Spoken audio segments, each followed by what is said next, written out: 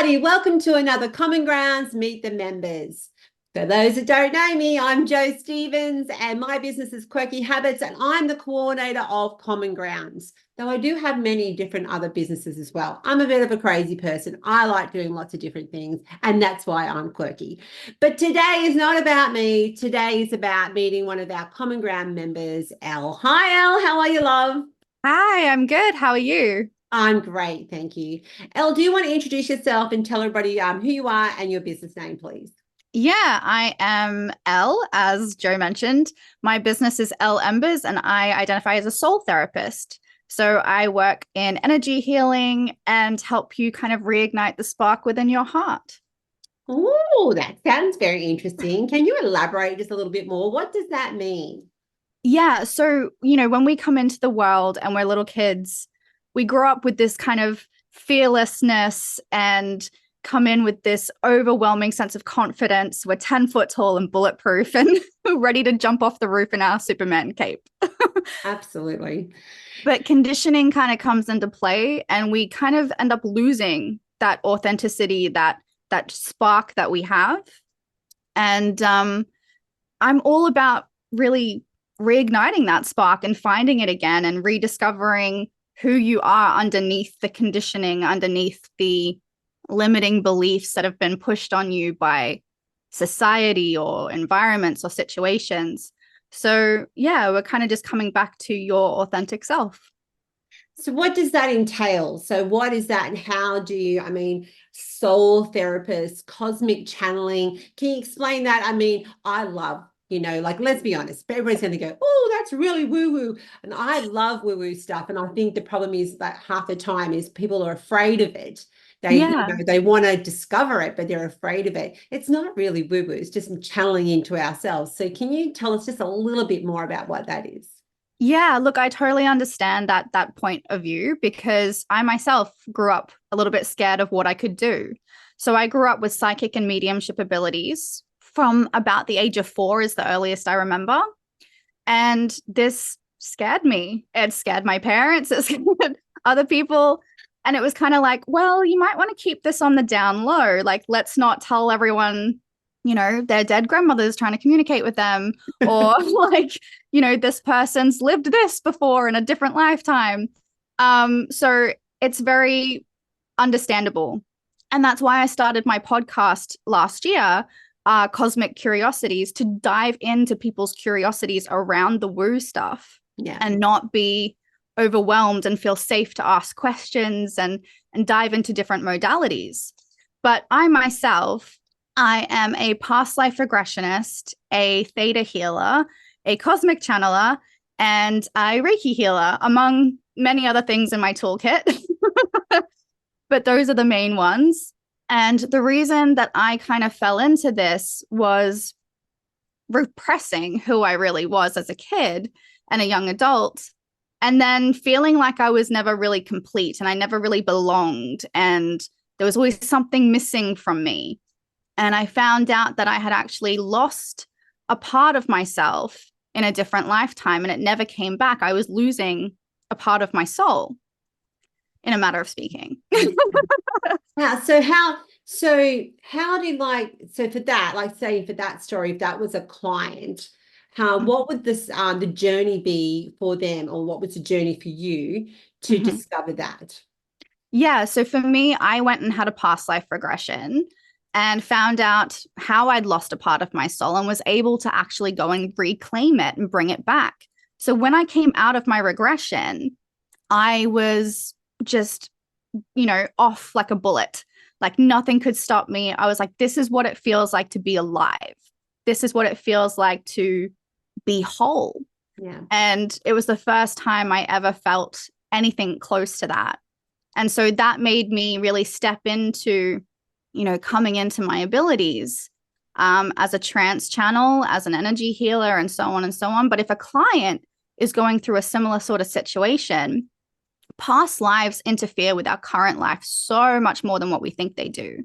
For Wow. example, I had a client who, this is my most favorite story, but I had a client who was trying to fall pregnant and she'd gone through 2 cycles of IVF Medically, there was nothing wrong with her. There was no reason she shouldn't be able to have a child.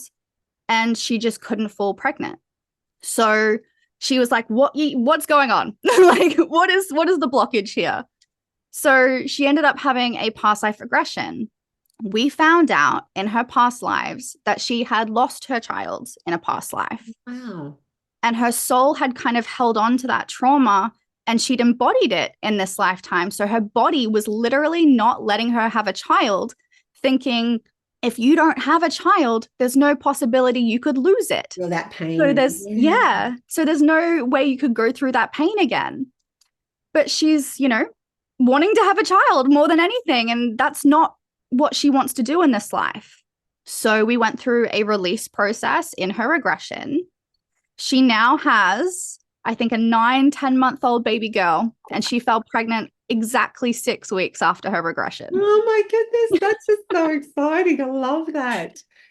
So how then, is it like appointments with you? Like, is that what that happens and how that comes about? And how do people oh my goodness, it just sounds amazing, incredible. Hang on, before we go there, I always jump the gun. I get too excited because I think I'm like, I want to do this. But so with that journey, like for yourself, and you were saying, I love that you said, you lose yourself, but then sometimes it's our past life regressions. We do seem to hold on to things, don't we, in a lot of ways, and that we don't understand where they're coming from. And I think that's the part we were talking before about being woo-woo. People get scared about that because there's things that happen in our life that sometimes I feel like it's deja vu. Like, yes. Like I've been here before, but I don't remember it all. Something's happened. I feel like this has happened before. And I think that's that we're not tapping into our own intuition. Is that what you find as well? Do you think that's a bit about? Yeah, 100%. So many people that I work with go through deja vu. I myself have been through it as well my entire life growing up because I came from a Buddhist and Taoist household. So reincarnation was kind of our belief system of what happens after we die. And every time I would go somewhere and just automatically know where something was, or, I meet someone and go, I know I've met you before. I just don't know where or when. There was just this constant sense of deja vu. And it used to be this ongoing joke of like, oh, maybe I did this in a past life because I feel so connected to it. And it is literally just picking up like breadcrumbs of past lives. You're like, yeah, I have been here before. I have done this before. Like I've had a couple of clients go through past life regressions, find out they were an artist or a painter, and they've never picked up a paintbrush in this lifetime. They're like, nah, never even thought about it. And they realized how natural of a gift they have with it. Wow. Because it's been carried forward. So there are good things that carry forward as well as, challenging things. Yeah. But it's all about, I guess, kind of tuning in to that intuition and going, maybe there is a connection here. Yeah. Oh my goodness, that's fantastic. So let's talk about now, so who is your target market, your audience? Is there certain people that are attracted to you, or do you find like it's anybody really that's looking for an answer? Yeah, look, I mean, I work with all different kinds of life. I work with all different kinds of people. There are people that are really into the woo, that are like, yeah, like I want to find out past life regression. I want to have a channeling. I want to, connect with my spirit guides, my spirit team, my dead ancestors. They want to learn how to balance their energy, step into their true selves. So many different types of people. But then I also have people that are really skeptical. They're like, I've heard really amazing things about this, but I'm really not sure how this kind of fits in my belief system. And so these are the ones that I love the most. Is just seeing people come out of a regression and be like, oh my God, or come out of a channeling and be like, there's no way they could have known that. It's insane. That's incredible. So I actually have to ask. So you were saying before, like you had it as a child, and then people, honestly, probably would have freaked a lot of people out. So that was the negativity that you felt for a long time, that you were too not probably ashamed. I wouldn't say that you were ashamed, but you were was more other people were like, don't do that, because they were like, didn't want your, maybe your parents or friends didn't want that to come back on you. Is that what kind of happened for you? Yeah. I mean, growing up in the 90s, it wasn't like energy healing was a big thing. And if it was some psychic hotline with some crazy lady on the other side. So, like, they're just like, you know what? Maybe don't tell people about this because, I was freaking out my parents' friends, kids at school. Like, it was kind of, yeah, it was a bit out of love and trying to protect me. Maybe keep this a little bit hush hush. Yeah. And so I went through a lot of my life just trying to pretend that I was quote unquote normal. What is normal, people? That exactly Right. right. 100%. I agree with you there. And also, like, I'm going to ask this question. You are young compared to me. You're quite young. So, do you find that sometimes for some people, like, like how would you know? You haven't been like in your business for a long time, but if you like what you've just been saying, like this was from a child that when you were a little child that this happened. So obviously it has been with you for many years. But do you find that sometimes has come up as well, that people are like, nah, you're just young and silly. This is not true. Never. It's Never? never happened. Oh, Everyone wow. that meets me, the most common thing I hear is like, you're an old soul. Or, they look into my eyes and they're like, there's so much wisdom just in your eyes. And living the life that I've lived in this lifetime, I strangely enough have the life experience of someone twice my age. I've been married twice. I've been divorced. I've got 3 kids. I've had several different, You've fingers in got a pies and lifestyle. careers. I've traveled all over the place. So there's a lot of experience there in a lot of different areas. So most people meet me and they kind of forget my age. They go, she seems a lot older than 30. Oh, well, I think that, look, honestly, I felt that from the moment that I met you. And I just thought I wanted to ask that question because I think sometimes, unfortunately, we do get that. Like I think it's amazing when we're having these young entrepreneurs getting up and starting their own business and doing all these things. But sometimes there can be that negativity out there that you don't have those life lessons or whatever people think that you need. But I think that honestly, listening to you now, you have many life lessons, girlfriend, plenty out there. So can you tell us, like, so where do people find you? What's the best way to get in touch with you? Yeah. So depending on what it is that you want to kind of journey through, the best ways to kind of find me are through Instagram and my website. But being in the Brisbane area, I do hold workshops and I do hold healings at the Self Love Lounge in Milton. So it gives people an opportunity to either have remote sessions no matter where they are, but also have in-person sessions if they feel like they want more of a hands-on connection. Because energy is energy, right? Like it doesn't matter where you are, it's infinite.